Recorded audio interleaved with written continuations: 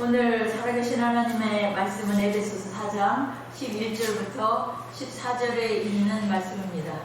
한 절씩 읽겠습니다. 그가 어떤 사람은 사도로, 어떤 사람은 선지자로, 어떤 사람은 복음 전하는 자로, 어떤 사람은 목사와 교사로 삼으셨으니 이는 성도를 훈련하게 하여 봉사에 일하게 하며 그리스도의 몸을 세우려 하시니라. 우리가 다 하나님의 아들을 믿는 것과 아는 일에 하나가 되어 온전한 사람을 이루어 그리스도의 장성한 분량이 충만한 데까지 이르리니 이는 우리가 이제부터 어린아이가 되지 아니하여 사람의 속임수와 간사함에 빠져 온갖 교훈의 풍조에 밀려 노동하지 않게 하려 합니다. 아멘. 공동체로 부르시는 하나님이라는 제목으로 오늘 주시는 하나님의 말씀을 들으시겠습니다.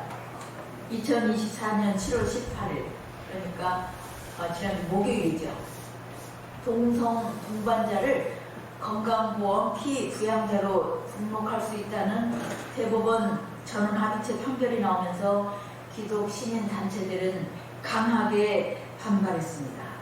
한 원로 법조인은 헌법은 혼인과 가족생활은 양성의 평등을 기초로 성립되고 유지된다고 규정하고 있어서 이는 헌법 정신을 위배해 대법원이 하나의 제도를 창설한 것이다 라고 비판했고, 기독교 단체들은 사법부의 권한을 벗어나 입법권을 침해하는 판결을 내렸다고 비판했습니다. 우리나라도 동성애를 법적으로 인정하는 나라가 되는 수순을 밟고 있는 것 같아서 대단히 충격적입니다. 남녀가 하나 되는 가족제도는 하나님께서 만드시고 복을 주신 신성한 제도입니다. 교회와 함께 하나님께서 만드신 제도입니다. 인간이 하나님을 떠나 타락하자 인간관계가 깨어지고 극단적 이기주의로 치달아 지금의 젊은이들은 결혼하지 않고 출산하지 않는 사람들이 더 많은 시대가 되어서 국가적인 문제가 되고 있습니다. 그런 반면에 동성끼리 결합을 사실혼 관계 성립으로 볼 수 없다라고 하면서도 동반자는 단순한 동거 관계를 뛰어넘어 부부 공동생활에 준할 정도의 생활 공동체를 형성하고 있는 사람이다. 국민건강보험공단이 피부양자로 인정하는 사실혼 관계에 있는 사람과 차이가 없다라고 재판부가 밝혔습니다. 타락한 인간은 하나님께서 복 주신 가족제도를 버리고 동성끼리 생활 공동체를 만들어서 부끄러운 일을 행하고 멸망을 자초하고 있고, 재판부는 가족이라는 말 대신 생활 공동체라는 용어를 써서 가정과 같은 공동체로 인정을 해준 것입니다. 하나님께서는 인간이 혼자 사는 것이 좋지 않으셔서 돕는 배필을 지으시고 둘이 연합하여 한 몸을 이루도록 하셨습니다. 그런데 죄를 짓고 나니까 한 몸을 이루는 것이 너무나 힘들게 되었습니다. 그들에게서 하나님의 영이 떠나자 혼이 하나가 되지 못합니다. 결혼하신 분들은 경험을 무지막지하게 많이 하셨죠. 둘이 하나 된다는 것 얼마나 어려운 것인지. 하나님께서는 예수 그리스도를 보내셔서 그를 믿는 모든 자들에게 예수 그리스도의 영을 부어주셨습니다. 다시 하나님의 영이 우리에게 들어왔고 우리와 하나님과의 관계가 회복되었습니다. 이것을 구원이라고 합니다. 구원의 기쁨은 이루 말할 수 없죠. 그런데 구원 받기는 쉽지만 거룩하게 사는 것은 쉽지가 않습니다. 의롭게 되었다는 기쁨과 함께 부담스러운 요구들이 밀려옵니다. 이전에는 알지도 못했던 죄의 습관들이 이제 죄로 보이기 시작합니다. 그래서 처음 믿기 시작해서 시간이 별로 흐르지 않은 그런 성도들은 이렇게 말합니다. 오직 믿기만 하면 구원받는다고 하더니 믿은 후에는 엄청난 의무와 행함을 요구하네요. 그렇게 말합니다. 이런 사람은 영의 문이 열려 죄의 유혹을 이길 때마다 그리스도 안에서 풍성한 생명을 누리게 하는 은혜를 아직까지는 잘 누리지 못하고 깨닫지 못하는 거죠. 한 번의 획기적인 회개와 헌신으로 우리의 죄와 실패가 결코 끝장나지 않습니다. 그 어떤 은혜 체험도 과거의 죄와 완전히 결별된 그렇게 만들지 못합니다. 하나님께서 함께 하셔야지만 우리가 이길 수가 있습니다. 성령의 힘으로, 성령의 능력으로 이길 수 있습니다. 우리는 죄와 실패와 좌절이 되풀이되면서 내적 싸움을 계속하는 동안 점진적으로 성화되는 과정을 거치게 됩니다. 변화되지 않은 자신의 모습에 실망하고 마음에 가책을 느끼며 지겨운 연단의 과정이 단숨에 영적 성숙의 단계로 올라서는 그런 은혜를 갈망하기도 합니다. 수십 년 동안 형성되어 온 죄의 습관을 단번에 제거해 주시라고 기도하기도 합니다. 저도 그렇게 기도한 적이 있습니다. 하나님 아버지, 제 마음을 성령의 능력으로 확 사로잡으셔서 하나님 뜻에 따르도록 고쳐주세요. 하나님 뜻에만 반응하게 해주세요. 그랬더니 하나님께서 야, 사람은 무력이 아니란다 라고 하시는 것 같았어요. 악한 영, 곧 귀신 들린 사람들의 특징은 자신은 하기 싫어도 귀신이 보여주고 말하게 하는 대로 해야 된다고 했습니다. 신병을 앓는다고 하죠. 몸을 아프게 하고 괴롭히다가 하는 수 없이 이제 귀신을 받아들여요. 그러면 그 사람을 귀신이 점령하고 귀신이 원하는 대로 그 사람을 조정합니다. 그래서 그 사람을 마침내 행복하게 해주고 평안하게 해주느냐? 아니에요. 내 안에 들어와서 무력으로 내가 원하지 않는 일을 하게 하고 조정하는 것은 악한 영이 하는 방법입니다. 성령은 그렇게 하지 않습니다. 성령은 나를 인격적으로 대하시고 존중해 주십니다. 그래서 한 방에 안 끝나요. 죄의 습관이 인격적 설복의 방식으로 인생에게 다가오십니다. 이것으로 사람들의 성화에 차이가 납니다. 주님의 사랑이나 열정이 부족하거나 모든 사람에게 미치지 못해서가 아니라 모든 사람이 동일한 모습으로 하나님께 고개 숙이지 않기 때문입니다. 항복은 성숙의 길목입니다. 내가 항복할 때에만 내 안에 계신 성령님께서 나를 아주 온유한 방법으로 인도하세요. 귀신이 하는 것처럼 강압적으로 하지 않으세요. 내가 주님을 의지할 때 죄의 습관을 이길 수 있는 힘을 주십니다. 요한 칼빈은 이렇게 말합니다. 이 땅 위에서 신자의 삶은 계속되는 죄와의 싸움과 시험과 고난이 있는 십자가의 삶이다. 거듭난 자에게도 연기가 피어오르는 탄 재와 같은 악이 남아있어서 끊임없이 그 죄를 짓도록 유혹하고 자극한다. 신자들은 결코 육신의 거짓된 소욕에 전혀 치우치지 않을 정도로 완전하게 하나님께 순종하지 못한다. 그러므로 신자의 최선의 행위도 여전히 죄의 자국으로 얼룩져 있으며 흔들리지 않는 확고한 믿음에도 의심이 자리 잡고 있다. 얼마나 불완전한 존재인지 그렇게 표현하고 있습니다. 칼빈에게 있어서 영적으로 성숙한다는 것은 자신의 부패성에 점점 더 예민해짐을 의미합니다. 은혜 안에서 성숙한다는 것은 자신의 불완전함을 더 깊이 절감하며 하나님을 의지하여 승리를 맛보는 것입니다.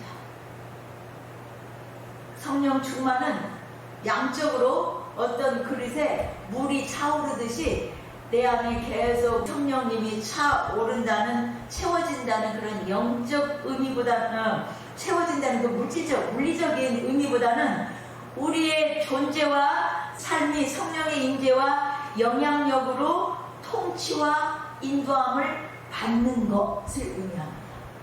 그러니까 성령 충만하다라는 것은 내가 더 많이 내 마음을 내어드리는 거죠. 누구에게? 성령님께. 성령님께 더 많이 항복하는 거죠. 그런데 내 안에 있는 뭐가 있어서요? 자아가 있어서 알기는 아는데 안 하고 싶어요. 그렇게 안 하고 싶어요. 내가 이겨먹고 싶어요. 그래서 성령 충만한 삶을 우리가 살기를 원하지만 성령 충만한 삶을 사는 것은 개인 혼자 힘쓴다고 되는 일이 아닙니다. 성령 충만한 공동체 없이 성령 충만한 개인이 존재할 수 없다라고 박용돈 목사님의 그의 책 성령 충만 실패한 이들을 위한 은혜에서 말합니다. 예수께서 부활하시고 승천하시면서 사도들에게 부탁하셨습니다. 예루살렘을 떠나지 말고 내게서 들은 바 아버지께서 약속하신 것을 기다리라. 요한은 물로 세례를 베풀었으나 너희는 몇 날이 못되어 성령으로 세례를 받으리라. 하나님께서는 그리스도와 함께 성령 충만한 공동체를 주셨습니다. 그것이 바로 교회입니다. 오순절 성령 강림으로 세상에 성령 충만한 공동체가 탄생했어요. 성령 충만한 공동체가 있다는 것은 얼마나 좋은 겁니까? 그 공동체 안으로 들어가면, 그 공동체 안으로 들어가면 나도 성령 충만을 받기 쉬우니까요. 그 성령 충만한 분들의 삶을 볼 수 있을 거예요. 성령 충만의 첫 번째 사인, 그것은 교제입니다. 교제 가운데 성령 충만하다는 것이 나타납니다. 나 혼자 기쁘고 찬양하고 막 이런 것도 성령 충만의 표시이기도 하지만 다른 사람이 볼 수 있는 것은 다른 사람과의 관계 회복에서 나타나요. 주의 영이 함께하면 관계가 회복됩니다. 파괴된 인간관계가 회복됩니다. 다른 사람이 사랑스럽게 보입니다. 이런 만물들도 다 사랑스러워 보입니다.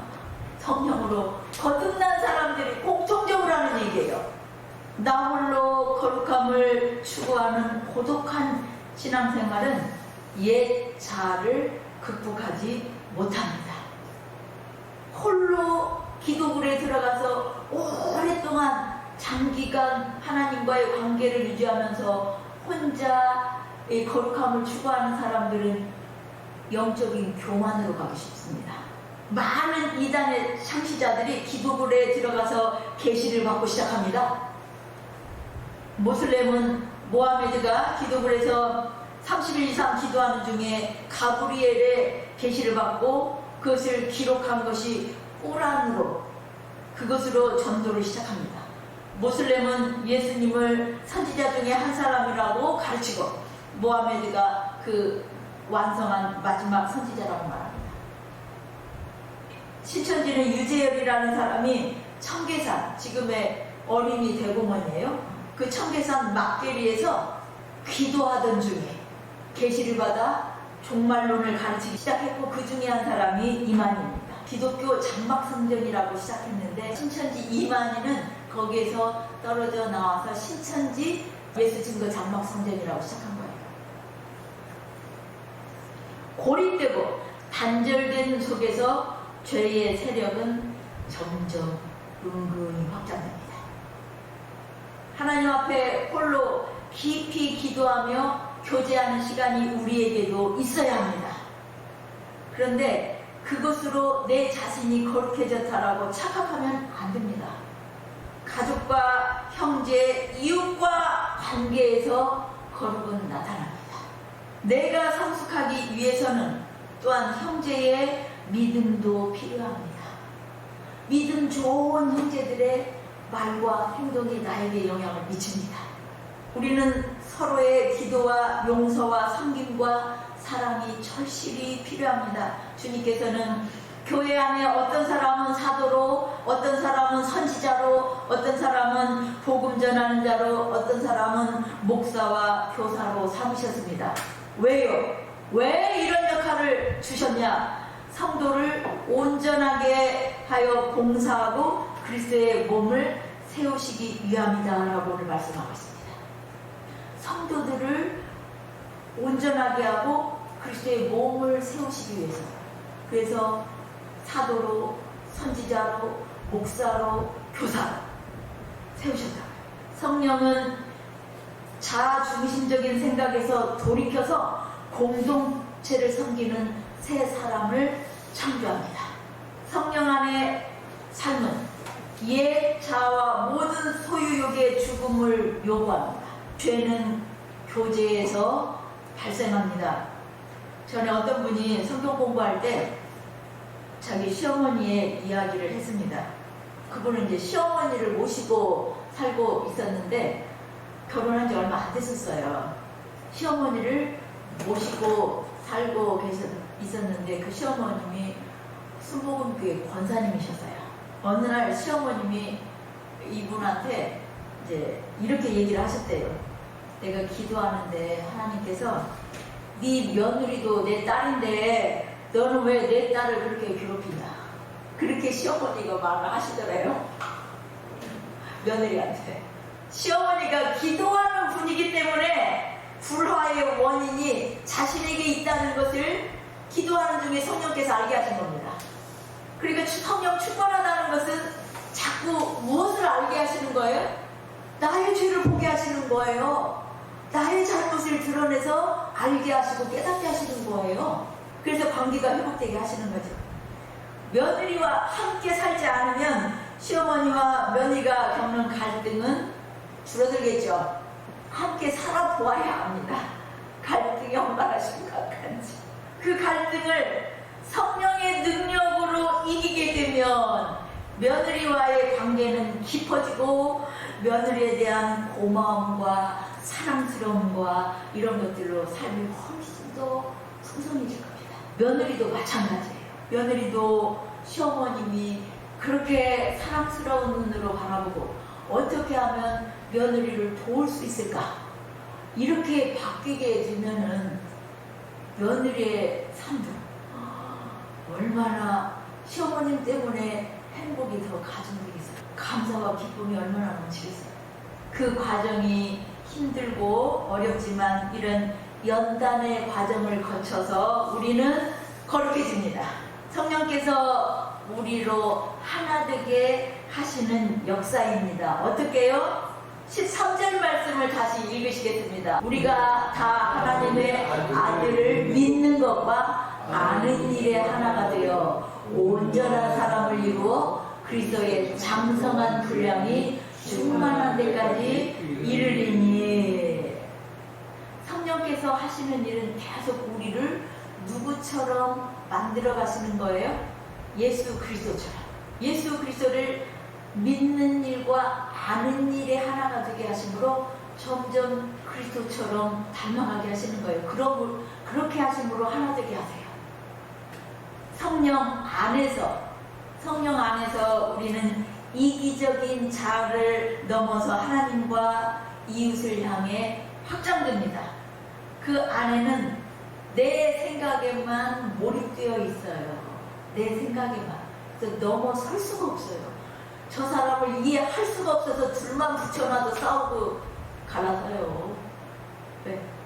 나의 자아를 넘어서지는 못하네. 나와 너가 안 되니까 가족에서도 그냥 억울해져 버려요. 그런데 성령의 공동체 안에 들어가면 어때요? 이 교회 안에 이 공동체는 성령의 공동체이고 이 공동체를 통해서 예수 그리스도의 장성한 분량에까지 성장하도록 성령께서 도우십니다.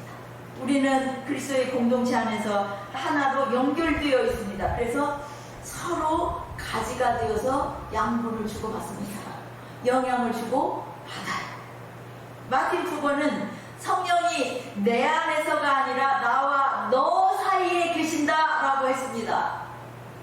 내 안에 계신 성령님이 누구 안에도 계세요? 너 안에도 계신다고요. 그래서 그 성령이 교통하세요.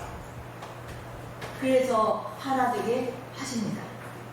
그 안에서 우리는 자아의 죽음을 맛보게 됩니다. 내 자아가 죽음을 맛보게 돼요. 이것이 쉬운 일은 아닙니다.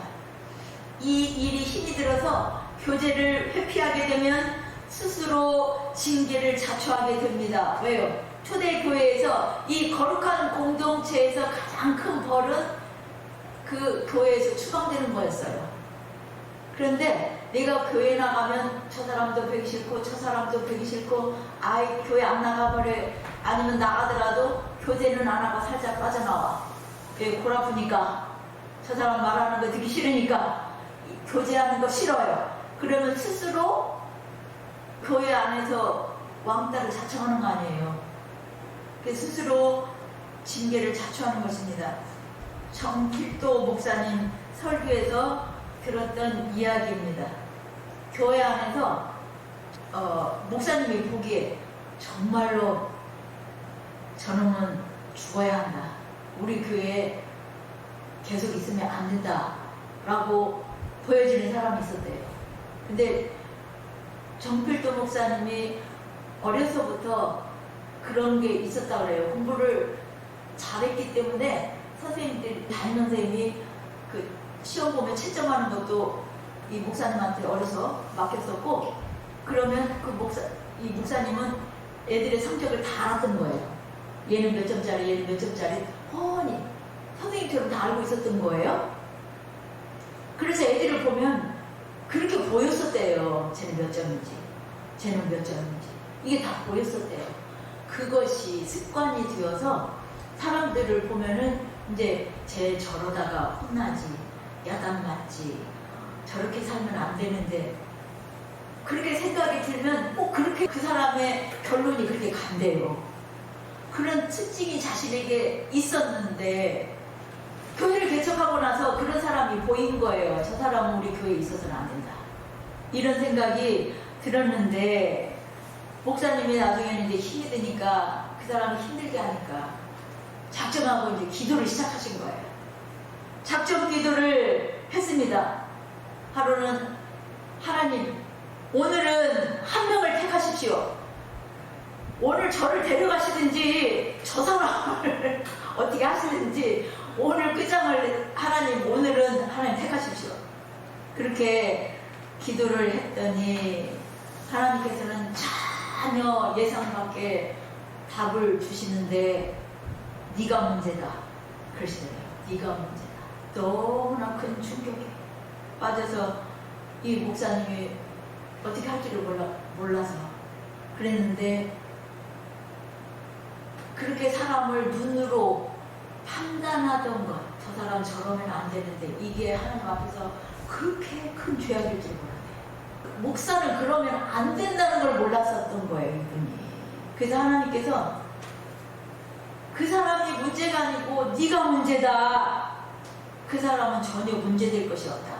나는 너를 붙잡고 일하고 있다. 문제될 건 너밖에 없다. 나한테 문제는 너밖에 없다. 그렇게 말씀하셨어요. 그때부터 이 목사님은 절대 성도를 원망하지 않겠다고 기도하셨다고 해요. 그리고 그 목사님은 이제 기도로 싸움을 시작을 하신 거죠. 목사님이라고 그 미운 사람이 없겠어요. 그렇게 힘들게 하면. 근데 그 목사님이 교회를 떠날 수도 없고, 그런 사람을 다 쫓아내면 누가 남겠어요. 이 지옥은 뒤틀린 관계에서 만들어집니다. 죄는 교제에서 일어납니다. 죄가 관계에서 일어나요. 고립되어 갖고 있는 삶에서는 좀처럼 풀리지 않던 죄의 결박도 성도 안에, 교제 안에서 쉽게 와해질 수 있습니다. 정필도 목사님은 그분을 사랑하게 되었고, 그 이후부터는 모든 성도들이 전부 다 사랑스럽다. 모든 성도들이 다 사랑스럽다고 그랬어요. 설교하다가도 내려가서 끌어 안아주고 싶을 만큼 전 성도들이 사랑스러운데, 그렇게 하면은 사람들이 이상하게 볼 것 같아서 그렇게 못하신다고 했어요. 도무지 이는 불가능해 보이는 자기 부인이 사랑의 교제 안에서 현실로 체험됩니다. 천국은 하나님과 이웃과의 관계가 회복된 곳이 천국입니다. 마태복음 5장 23절에서 24절 함께 읽으시겠습니다. 그러므로 예물을 제단에 드리려다가 거기서 내 형제에게 원망 드릴 만한 일이 있는 것이 생각나거든 예물을 제단 앞에 두고 먼저 가서 형제와 화목하고 그 후에 와서 예물을 드리라. 그런데 현대인들은 어때요? 형제한테 원망을 드릴 만한 생각이 나면 그 사람 피해 다녀요. 그 사람에게 가서 화해를 요청해요. 그 사람 피해 다녀요. 피해 다녀요. 그래서 서로 잠깐 만나서 인사를 나누고 형식적인 교제만 나눌 뿐 실제로는 이렇게 서로 단절된 채 살아가는 교인들도 많습니다.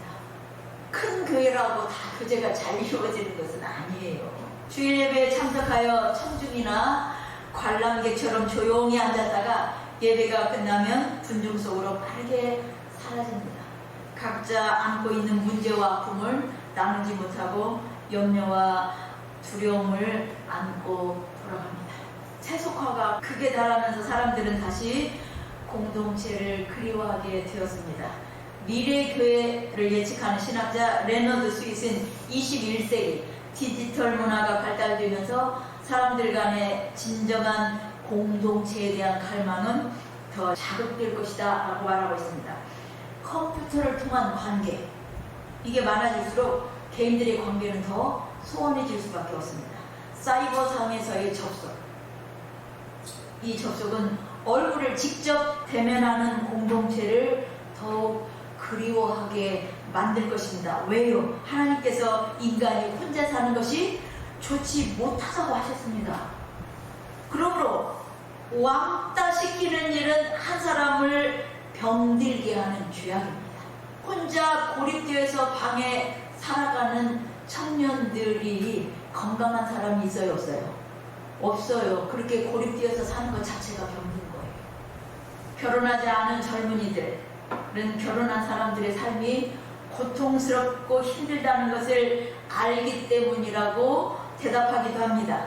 결혼을 했는데 자녀를 낳지 않는 부부들은 자녀가 태어나면 부모가 희생해야 되는 것을 뻔히 보아서 알기 때문이기도 합니다.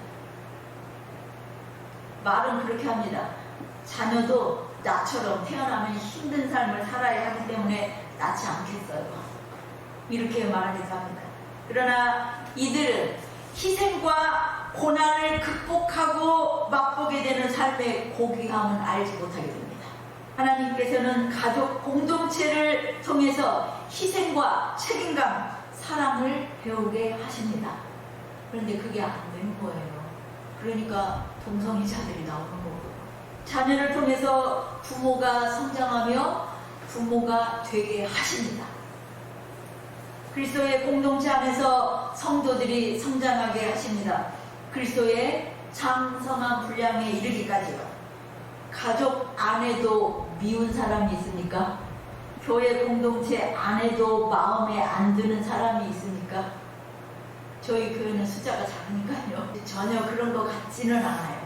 그런데 이게 구역 단위의 크기만 가더라도 갈등이 생겨요. 구역 안에서 갈등으로 교회에 떠나는 사람을 보았어요, 제가.